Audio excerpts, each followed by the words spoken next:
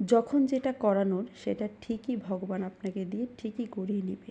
Hello বন্ধুগণ, কেমন আছেন সবাই? আশা করি ভালো আছেন, আমিও ভালো আছি। নতুন একটা দিনে নতুন একটা ব্লগে সবাইকে স্বাগতম।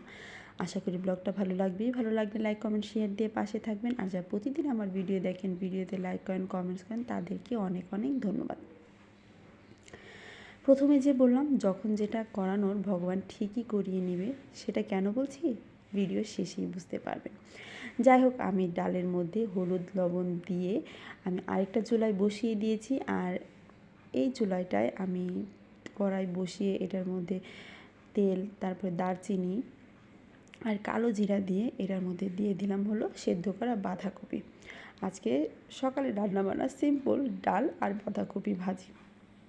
বাঁধাকপিটার মধ্যে আমি হলুদ দিয়ে দিলাম, আর যখন সেদ্ধ করেছিলাম তখনও কিন্তু আমি লবণটা দিয়ে দিয়েছি, যার ফলে আমি আর লবণ অ্যাড করব না, একদম পরিমাণ মতো লবণটা দিয়েছিলাম। এখন এটাকে খুব ভালোভাবে ভেজে নেব। এই ছিল আমাদের আজকের রান্নাবান্না, থাকবে আর কি বাঁধাকপি ভাজা আর হলো ডাল। আর এই যে দেখুন আমার হাতের যে চামচটা, সেটা কিন্তু আমি কিনেই নিয়েছি। আর রান্না করতে কিন্তু খুব ভালো লাগে, তবে যত যাই বলুন কড়াই আর খুন্তির মতো যে ভালো লাগাটা, সেটা কিন্তু এটার মধ্যে একদমই লাগে না।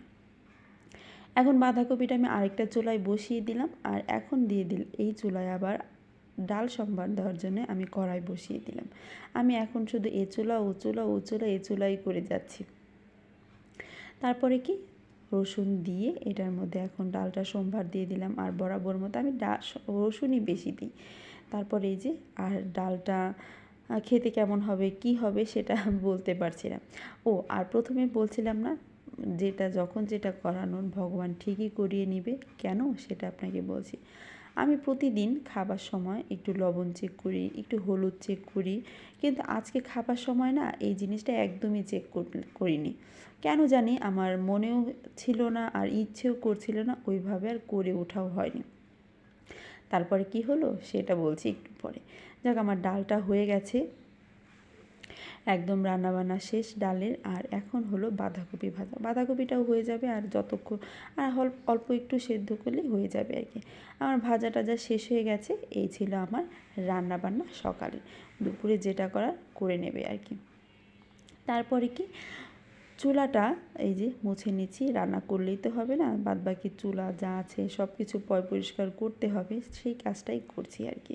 চুলাটা পরিষ্কার করে নিলাম। আর খুব বেশি থালা বাসন হয়নি, তাই খুব বেশি থালা বাসন মাজতে হবে না, 2-1টা থালা বাসন হয়েছে। আর থালা বাসনগুলো মাজার আগে রান্নাঘরে যে অন্যান্য যে কাজগুলো, অন্যান্য তাকের যে সাইডগুলো পরিষ্কার করা, সব কিছু কিন্তু আমি একদম নিট অ্যান্ড ক্লিন করে নিয়েছি। বাকি রয়ে গেছে আমার এই থালা বাসনগুলো মাজলেই কিন্তু আমার মেজে ধুয়ে নিলে কিন্তু আমার সব কাজ মোটামুটি শেষ হয়ে যাবে রান্না করার মতো।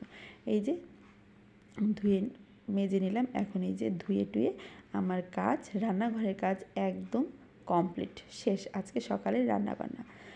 তারপরে যেটা বলছিলাম যে আজকে কিন্তু আমি খাবার সময় রান্নাবান্না কোনো কিছুই চেক করিনি।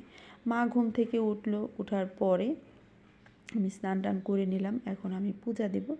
মা বলছিল যে আজকে কিন্তু সোমবার, তুই একটা বেলপাতা আর হলো এই যে একটা ফুল নিয়ে ভোলানাথের মাথায় কিন্তু দিতে পারিস। পরে আমি বললাম যে আচ্ছা। তখন হুট করে মনে হলো আজকে তো সোমবার, তাহলে একটা তো উপবাস থাকাই যায়। আমি তো রান্না অনেক চিন্তা করলাম যে রান্নার সময় কোনো খাবার কি খেয়েছি নাকি, বা লবণ চেক করে দেখেছি কি না। তখন দেখলাম যে না, আমি একদম কোনো লবণ খাবার দাবার চেক করিনি, আমি একদম আজকে না খেয়ে আছি। তাই ভাবলাম যে না খেয়ে যেহেতু আছি, তাহলে উপবাসটা থেকে যাই। তার জন্যই বলছিলাম ভগবান যেটা করানোর তার ভক্তকে ঠিকই করিয়ে নেয়।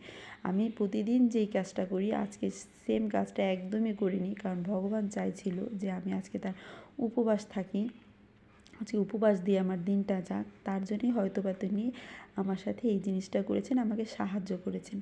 যাই হোক, আজকে ভগবানের নামে উপবাস থাকলাম। আর এটা হলো রাতের বেলা।